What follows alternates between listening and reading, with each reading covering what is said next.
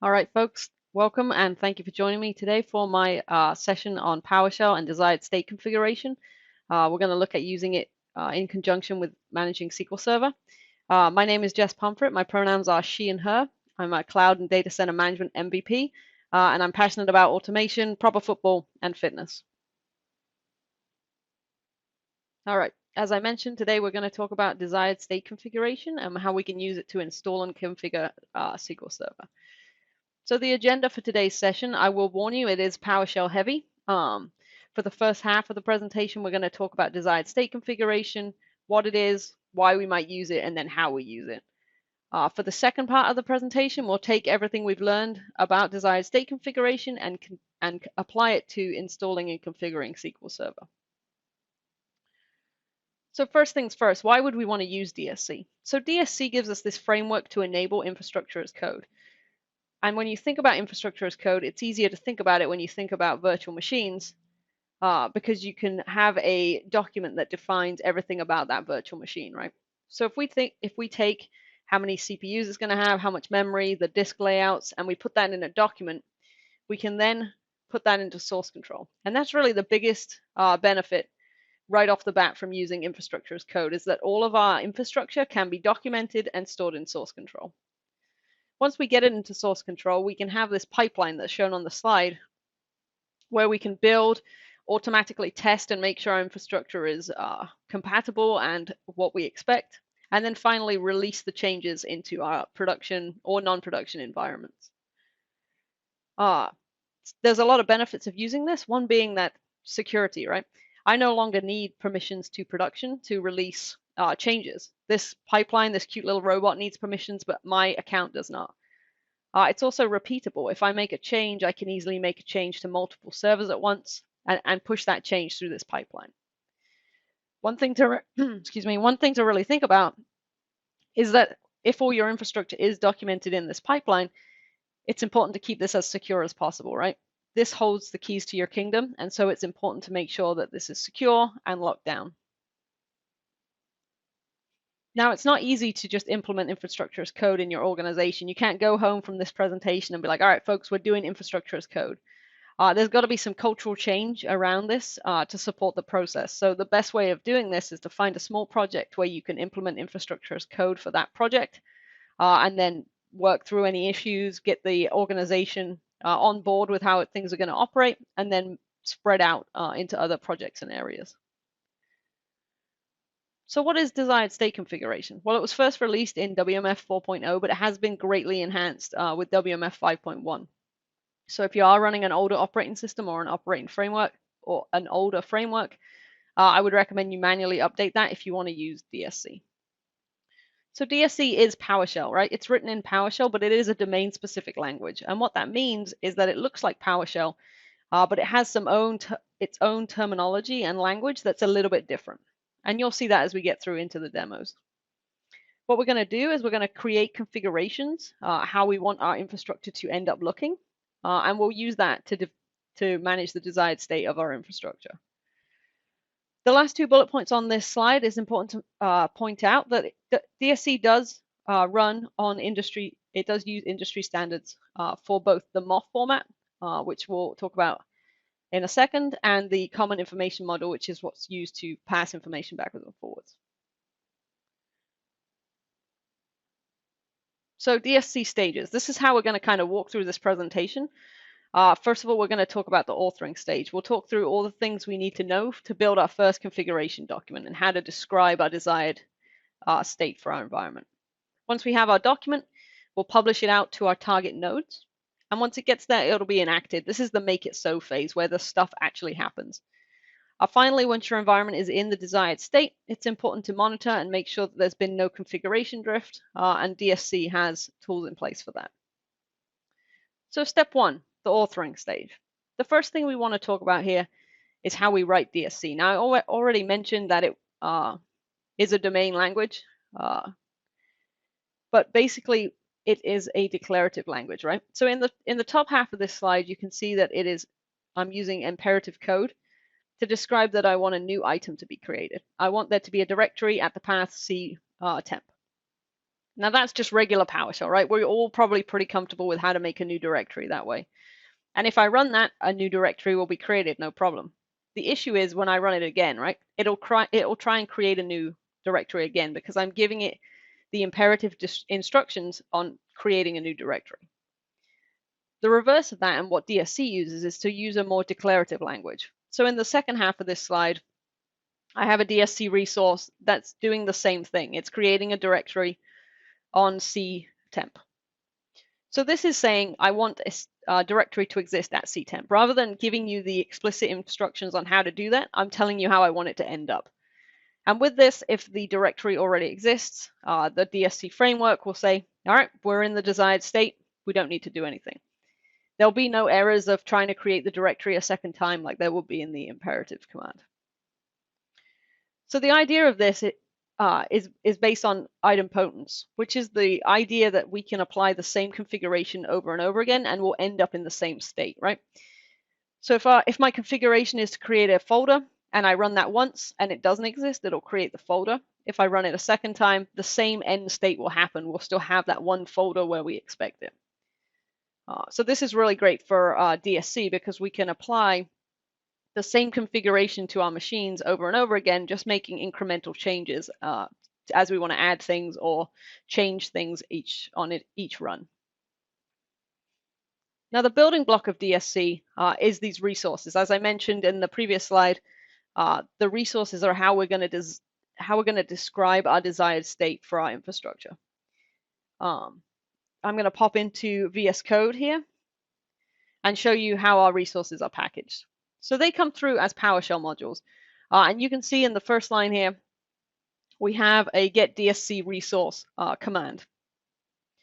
One thing I love about PowerShell is it really wants to help you. It wants to teach you. And it has get-command and get-help in regular PowerShell. DSC is no different. We have get DSC resource to help us investigate and explore the modules we have available. So if we take a look at this and we pass in the built-in module of PS Desired State Configuration, which comes with all with all operating systems that are running at least WMF 4.0, you can see we already have some resources that we can use to configure our environment. We have the file resource, which I showed in the slide for creating directories and files. We have environment for creating environment variables. We have service. We have Windows feature. All of these can be used to configure different parts of our infrastructure. Now I can use get DSC resource again for the file resource and pass in the syntax parameter. And what that'll do is it'll pass back the syntax we need to be able to use this resource. So you can see here it says file string. We have to pass in a string of a resource name. What you can do is you can copy this syntax out, and I've done that here, and paste it into your configuration document and start filling in the blanks, right? Remove this and put in a resource name. That has to be unique within your configuration document. The only mandatory parameter here is that we give it a destination path, so we can fill that in here. We can come down here, and if we're going to create a file rather than a directory, we can actually pass in some contents that we want to be in the file. And then finally, type down here at the bottom, we can say directory or file. So let's have a quick look at the service resource. And that is again in the PS Desired State Configuration module, and I'm just using get DSC resource to have a look at the properties available. So you can see the path here. It is a PSM1 file called msft_service resource. And that's what I was saying, all our resources are packaged as modules, and we can take a look at the code, and it just looks exactly like PowerShell, like we would expect if we were writing a module. Now there's a little bit of localization data at the top to handle different languages. But if we come down here, this is the main chunk of any resource. There is a get target resource function, a test target resource function, and finally a set target resource function. And this is how that declarative language is handled and that idempotence. When I run this resource and I say I want to create a directory, the test target resource function fires and checks whether we're in the desired state or not. If we are in the desired state, we're good. There's no need to run the set function. If we're not, we'll run the set target resource and set that resource to the desired state. Finally, as I mentioned, since the resources come as PowerShell modules, there are a ton more available on the PowerShell gallery. And you can use find DSC resource if you're running PowerShell 5.0 or higher. to go out and explore what's available there. So you can see I've passed in here SQL Setup, and I want to see if there is a SQL Setup resource available. You can use wildcards here, and you can see that it's returned SQL Setup in version 14.2.1 of the SQL Server DSC module.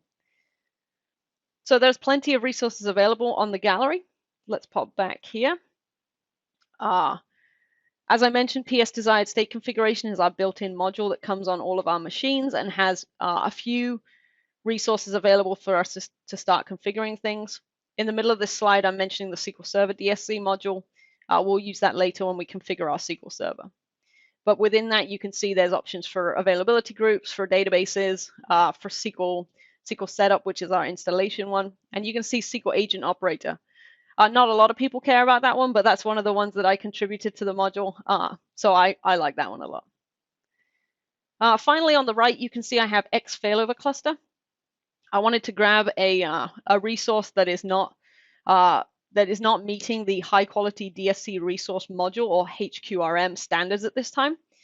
So it has that X in front of it, and they're actually moving towards using a less than 1.0 number for module versions going forward, but X means that it is not quite ready for prime time. It's still fine to use, but I recommend a little extra testing. And you can see this one is for configuring your failover clusters. But again, still, you can still use it. It's still supported, but there could be breaking changes coming in the future. So once we have our resources, we need to start taking that code, that syntax, and creating configuration documents. So the first thing in a configuration document is this configuration keyword. Okay, it's a special type of PowerShell function that is going to create a configuration. And we've named it here Create SQL Folders. Within that, we can bring in all of the DSC resources or all of the modules that contain those resources into our session to use using import DSC resource. The next section is to define our nodes. Now, our nodes is what we're going to use to define the servers that should be targeted. So in this example, I'm going to target just server 1. You can pass in an array there to target multiple servers, and you can also have multiple node blocks within your one configuration document. Once you've targeted your server, you're then going to plug in your resources, right? So here's my file resource to create the data directory for my SQL Server. And underneath that, you can see the properties that I've specified. The destination path, it should exist, and it should be a directory. So once we have this configuration document, we'll run it like we run any PowerShell function. And when you run it, it creates a MOF file. So that is the configuration getting compiled into the format that we'll send to our node. It's important to note that it should be just one MOF per node. That there is an exception. You can use partial configurations. Everything I've read online or talked to people about, they kind of shy away from partial configurations and instead use something called composite configurations. So for this presentation, just know that we're going to have one MOF file per node. So if we run our configuration for multiple computers, we'll get a MOF file named server1.mof and a MOF file named server2, for example. Now, since we're idempotent, these MOF files can be modified and reapplied, right? We can add a few more resources into our configuration, rerun that to compile into our MOF file, and then reapply it. I did add this slide in just recently. There is some discussion on GitHub right now on whether MOF files are the right kind of file to use in this scenario. Using the MOF format, there's a dependency that restricts cross-platform viability for DSC going forward, and so they're actually looking to change this to use JSON.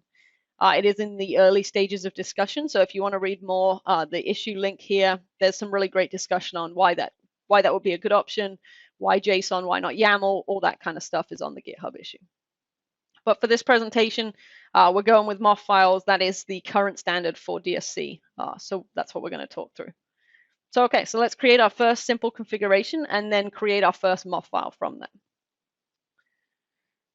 So you can see here that I've created a very similar configuration to what we had in the PowerPoint, right? I've named it Create SQL Folders. I'm bringing in my module of import DSC using import DSC resource. And then I have my node block, and I'm targeting two servers, DSC Server 1 and DSC Server 2. And I have two file resources, one to create the data directory and one to create the log directory.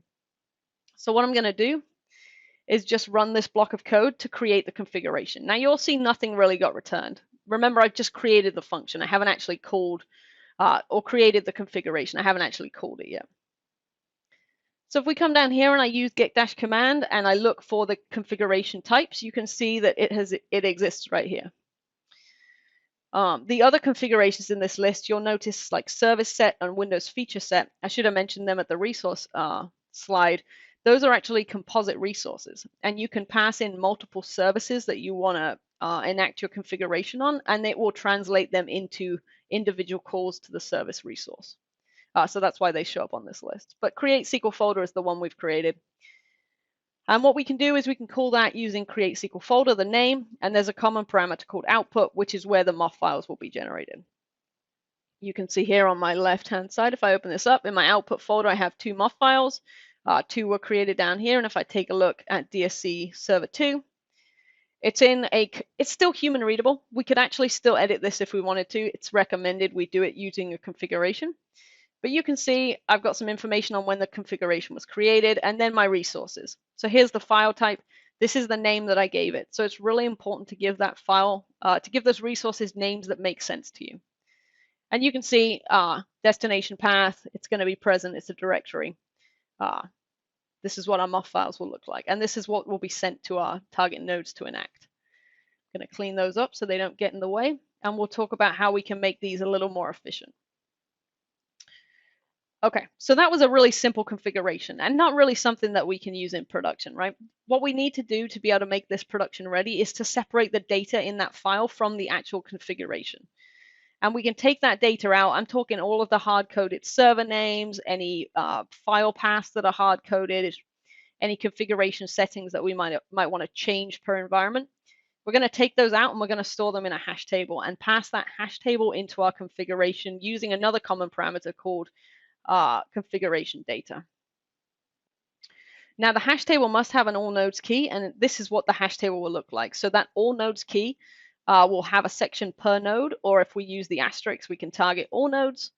And then we can also add in some non-node data. That key can be called whatever you want. Non-node data is kind of just the standard within the DSC community. And under that, you can pass in anything that you might want to use within your configuration. So let's go and take a look at the configuration we started with and talk about how we can make it a little more flexible. So this should look pretty familiar, right? This is our configuration called create SQL folder. I'm still bringing in my resources, but this is where it starts to get a little different. At my node target or my node line, I'm using the all nodes special variable that comes from my configuration data to target all of the nodes defined in the configuration data. Then my resources, I can use this non-node data from the configuration data using that configuration data variable to get my data directory and my log directory.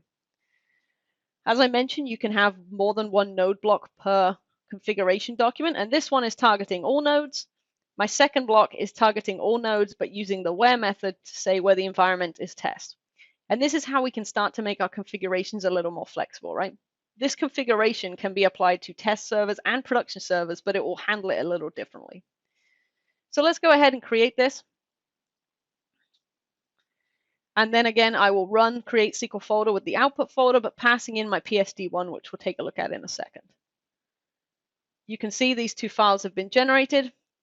And if we take a look at that, if we take a look at DSC server 1, so here's my configuration data. DSC server 1 is a test server. So if we take a look at the MOF file for that, you can see that my files have been created for create data directory, for create log directory, and finally for create test directory. Since this is a test system, within my configuration, I said if my environment is test, go ahead and create a third directory named test directory. I then have a second machine in this configuration data file, DSC server 2, which is production. So if I close that DSC server 1 MOF file and take a look at the DSC server 2 one, my file resources, I have create data directory and create log directory because those were applied to all environments. But that's the end. It didn't create the test directory because this was defined as a production server within this hash table. Here you can see the non-node data, which is just the directory names I was using within that configuration. Cool. All right, so we have our configuration file. We've created our MOF file. It's time to publish it and get it out to the target nodes. So DSC runs in one of two modes. It can run in push mode or pull mode. For these demos, we're going to use push mode, and we're going to use start DSC configuration to take that MOF file and push it out to our target nodes to be enacted. If we use start DSC configuration, the configuration will be applied immediately. As soon as it reaches the target node, it'll happen and it'll be enacted. This is the default refresh mode for DSC servers. So that is where we'll start. We can enhance that by using the pull mode.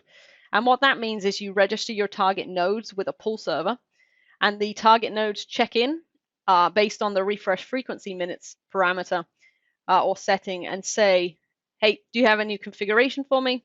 And if it does, a new configuration is pulled down to the node and enacted. For your pull server, you can use a local service on your machine, you can use an SMB share, or you can use Azure Automation. So start DSC configuration. What this will do is you'll pass in your output folder of where your files live, your computer name, and then you'll push the MOF file out to the target node.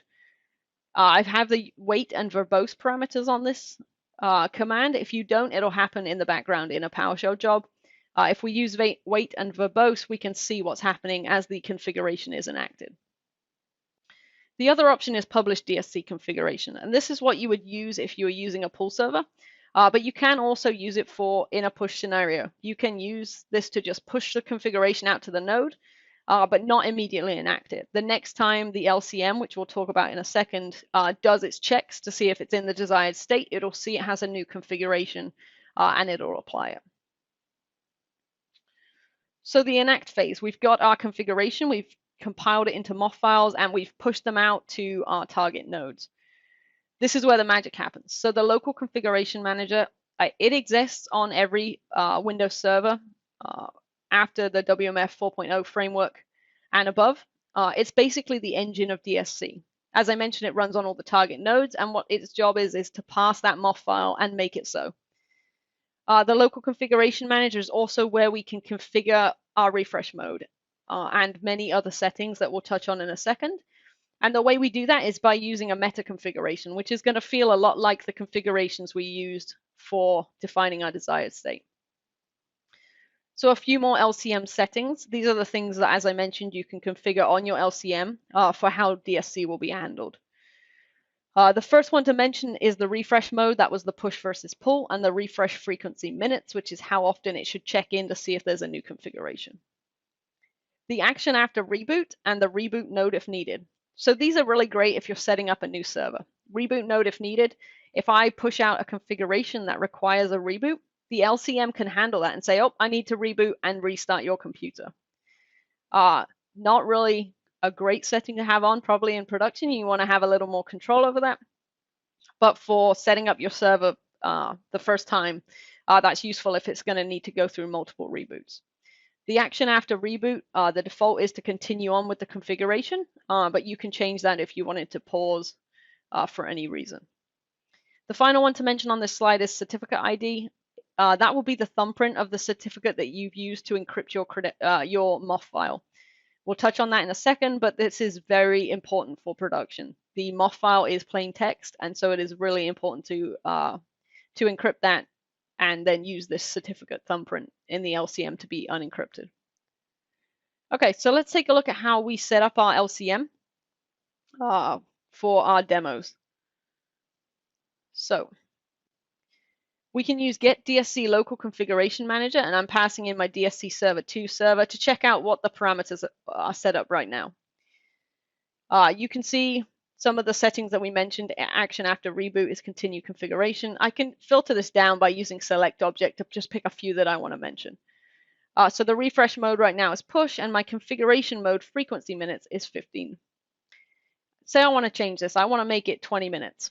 So what I can do here is use this meta configuration. And as I mentioned, it should feel pretty similar, right? It's a configuration named LCM config. I have my node, and then I have my settings block. Here I'm adding a configuration ID, which is just a random GUID to register that server. The action after reboot will be the same, but my configuration mode frequency minutes I'm going to change to 20. I've also added a second block on here for the resource repository share. And what this is doing is when the LCM enacts the configuration, it needs to be able to get all of the DSC resources that are defined in that configuration. So what this is saying is that all of the resources exist on this share, and you can use this file share in the configuration. If you're using a pool server, that's also all handled by the pool server as you push out your resources to that pool server. Okay, so I've run the LCM config. I'll come down here and invoke it. Again, we'll push it out to the output folder, and you'll see this is called DSC Server 2 MetaMOF. To apply that, we're going to use the set DSC local configuration manager with the path for the MOF files, and then the computer I want to enact it on, which is DSC Server 2. And you can see down here, it started to set, it ended the set, and ended the whole configuration down here in less than a second. So our LCM is set up and ready to go. Those are the two functions that I use, just for your notes. But these demos are all available on my GitHub too if you want to follow along. I should have mentioned that. So the final stage of DSC is the monitoring stage, right? Once we've targeted our node and the enact stage has happened, it's in the desired state. We're good to go. What we need to do is make sure that it stays in the desired state. And there are some things within DSC that we can touch on here. So get DSC configuration will tell you the current configuration of the nodes. It won't tell you whether it is in that configuration. It'll just tell you what the current, basically the current MOF file that is in the folder on your target node. Get DSC configuration status will tell you any DSC runs, right? Were my DSC configuration successful? Were there any errors? When was the last run? All that information can be garnished from that. And finally, test DSC configuration. This is what will tell you whether it's in the desired state or not. And if you put the verbose switch on, it'll tell you exactly where it fails the first time. Now, the other way to troubleshoot DSC is to check out the event logs. This event viewer path is where you can go to see the event logs. The operational and admin logs are turned on by default, but you will need to turn on analytic and debug if you need some more information. Okay, so that was our whistle-stop tour of DSC, and hopefully you've been posting some questions into the chat, and we can answer any of those as we go along. But we now have a basic understanding of what desired state configuration is and how that process goes. So it's time to take that and pair it up with SQL Server to install and configure our SQL Server. So I'm a database engineer, right? I mentioned that, and I build a lot of SQL servers. So over time, I've got this list together of what I do when someone says, hey, I need a SQL Server. So I'm going to install any Windows features that might be needed. .NET Framework is needed for some older versions of SQL Server, or perhaps for some backup tools, etc. I'm going to create the directories that I want to use for my install, for my data and log files, and for my tempdb. Then I'm going to install SQL Server. I'm going to enable TCP/IP and set the firewall up so I can connect to it remotely. And then I'm going to apply some configuration options, right? You know that spconfigure stored proc that you can use to configure this. Maybe I'm going to turn backup compression on. I'm going to change cost threshold for parallelism and max stop. Finally, I'm going to create a DBA database that's going to hold my OLA maintenance scripts, perhaps, and some other SQL scripts that I've collected over the years. So I'm going to take this list, this checklist that I just manually work through each time, and translate it into DSC and which resources we can use to accomplish each of those tasks. So the first couple are from the built-in PS Desired State Configuration. I can use Windows Feature to install those prereqs, and I can use the file resource as we've already seen to create our folders. Then I'm going to use the SQL Server DSC module. So I'm going to need to bring 2 modules in to use these resources so far. SQL Setup will install my SQL Server, and SQL Server Network will enable that TCP/IP switch so I can connect. You can see on step 5, there are 2 options here. I can use the SQL Server DSC module. There's a SQL Windows Firewall resource, which does just that. It opens the firewall for SQL Server. It is a very specific resource. If I wanted to control more about it, perhaps different rules for different host names that we're connecting or different ports, etc., I could use the networking DSC, the more general firewall resource. And all of those options are available to be configured there. Finally, there's a SQL configuration resource for controlling backup compression and all those spconfigure settings, and then SQL database will be used to create my database. So let's do it. Let's go and install and configure a SQL Server. So I'm going to come over here and I'm going to run this get service. This is just going to prove that there are no SQL services running on my DSC Server 2 machine right now.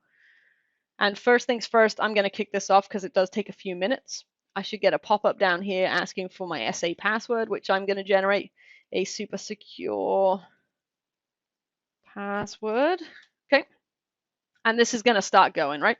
So let's first of all, let's take a look at our MOF file, okay? So that's already been generated into the output folder. Here's DSC Server 2.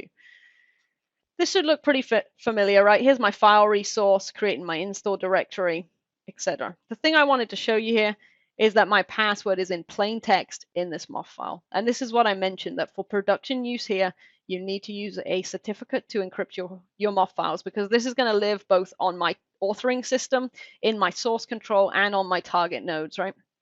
So really important to encrypt this. That's the only thing I wanted to show you in the MOF file. The rest is more easily to see in here. So let's take a look at the config file. This is the configuration that I passed in to define how I want my configuration document to read.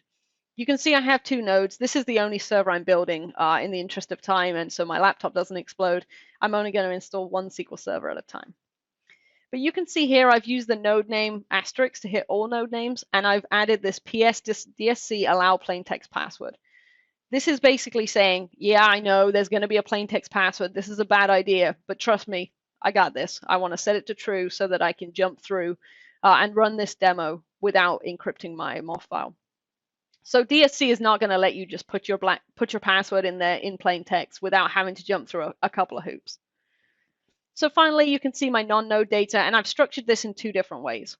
For my directories, I've just put them right under the non-node data heading as individual parameters, but for my config options, I've actually nested another hash table in here with names and settings for each config option.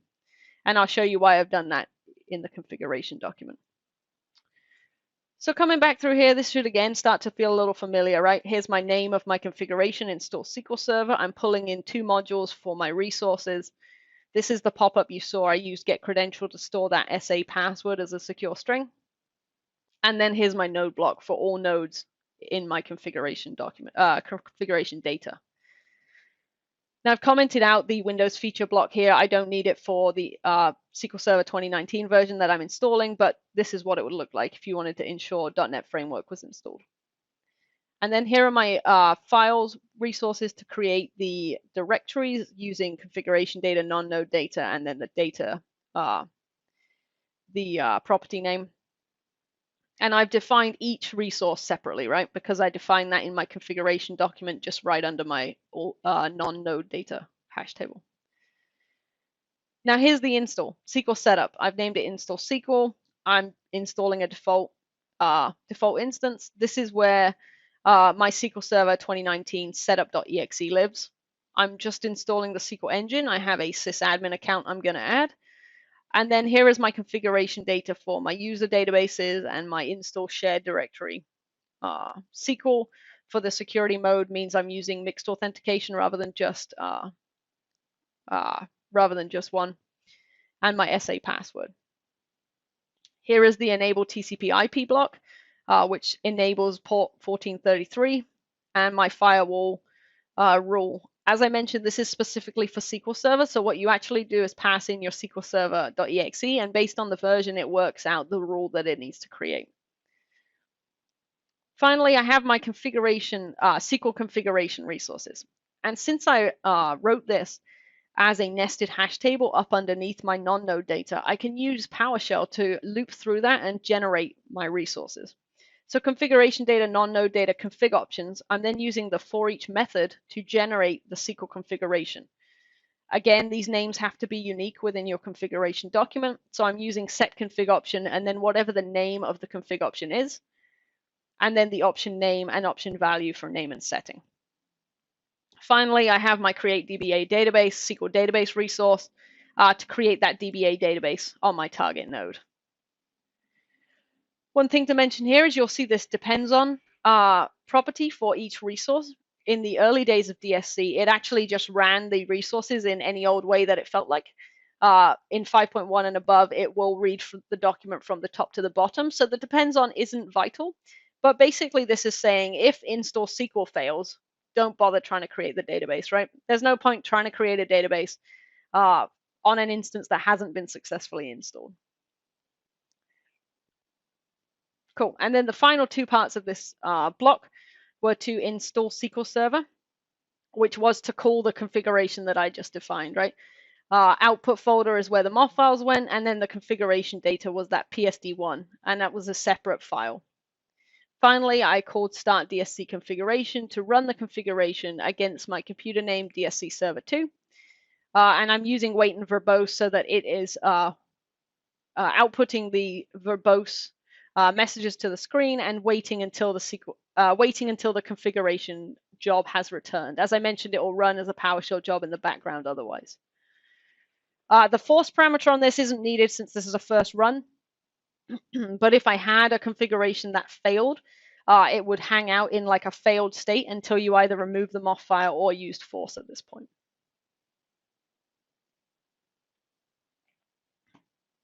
All right, excuse me.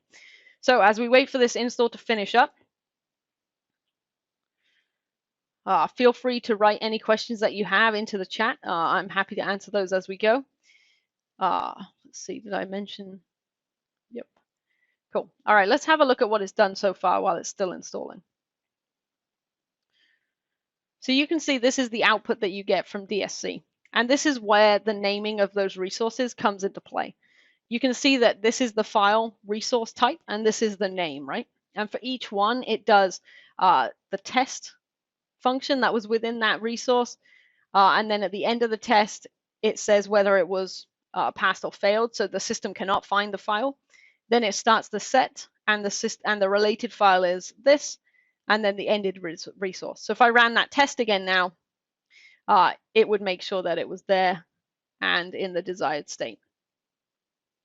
Finally, here there were some more files in there, but then we have our install SQL. It's going through and making sure the features that I have requested exist. And after the test, after it's determined the desired state that I'm in, it knows that it needs to run the set to install SQL Server. All right, you can see now that it's coming through and the setup has finished. After the setup, it has a few more things to configure, that TCP IP and firewall, as we mentioned before, it finally creates our database. There we go.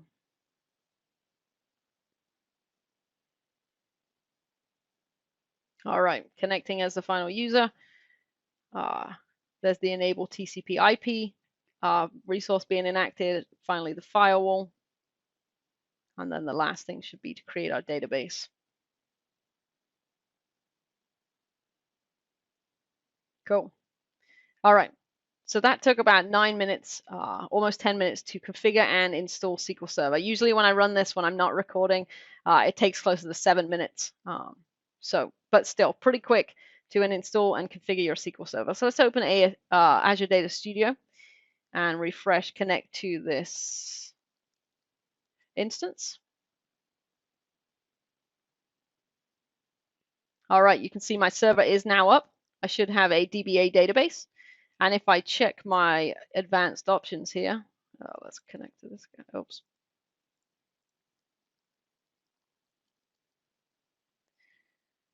If I check my SP configure, you can see the cost threshold for parallelism is currently 25.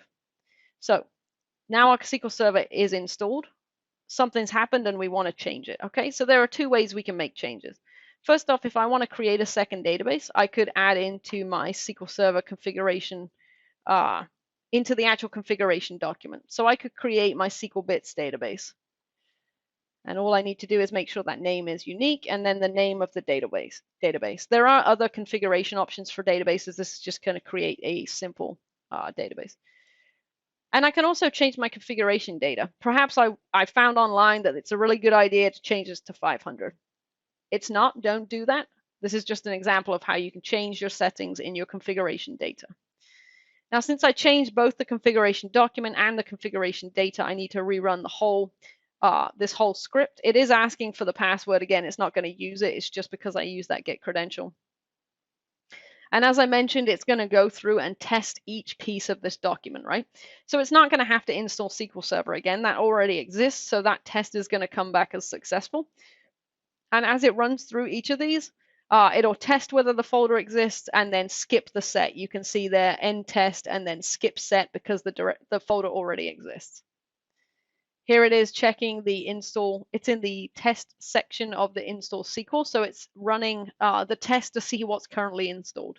It should come back and say just the SQL engine is installed, which is our desired state, and then it skips the set and carries on. Here it is skipping through the enable TCP IP and the firewall because, as I mentioned, those are already set. But you'll see here at the bottom the SQL bits database. On the test here, it says expected the database SQL bits to be present, but it was absent. So then it runs this start set and creates the database SQL bits. So that configuration ended in about a minute. If we come back over here and refresh my database nodes, you can see that I now have my second database. And if I rerun this, you can see the cost threshold for parallelism has been updated.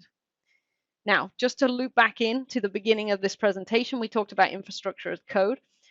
You can see that on the left-hand side of this, I've got a green bar where I've added something to my document. It wants me to check this back into source control, right? So if I made a change, perhaps to my configuration that I change this cost threshold to 500, I have to put a commit message in, right? And so I have to say why I did that, and it'll be recorded when that change was made, who made it, and why. So if you start to have performance problems because someone set a setting to 500 because they read it online somewhere, you can compare your performance graphs back with your source control and see if anything's changed in your environment around that time. It's really valuable. And getting your infrastructure into source control for that reason is really a great use case. So let's get back to my PowerPoint just to wrap up. The next steps for this, okay? So the first thing, and I mentioned it just then, get your configurations in source control. If you can document your environment and keep it in source control, you're in a really great place to move forward with infrastructure as code and DSC. You can then start to think about your CI pipeline and getting that source control, getting those files checked out and tested and built automatically. The middle section, Chef, Puppet, Ansible, those are all more around automation and management. So those are all paid for tools, whereas DSC is free, but more of a framework than a fully fledged tool. So you could invest in some of those and tie those into DSC to make it more easy to manage. The final three things on this slide are things that I have found during my research and during my work on DSC that I think are really valuable and will be great things to investigate if you're moving forward. The first thing is Datum. That is a PowerShell module that helps you manage composite configurations. So I mentioned these briefly earlier, but it's a way of breaking that one really big configuration file up into more manageable chunks. So one chunk for your SQL Server install, one chunk for your files and folders, and then bringing them together to run your configuration. Azure Automation is the built-in pull server in Azure. You can register your target nodes, whether they're Azure VMs, on-premises VMs, different cloud providers. You can register those nodes to your Azure Automation server and then put your configurations and resources there and manage it that way. Finally, reverse DSC. That is exactly what it sounds like. You basically point this module at your current configured SQL Server or server, and it creates the configuration document that would have been used to put the server in that desired state. So that was originally built by a guy that was doing SharePoint configuration. So SharePoint, SQL Server, it has modules for those.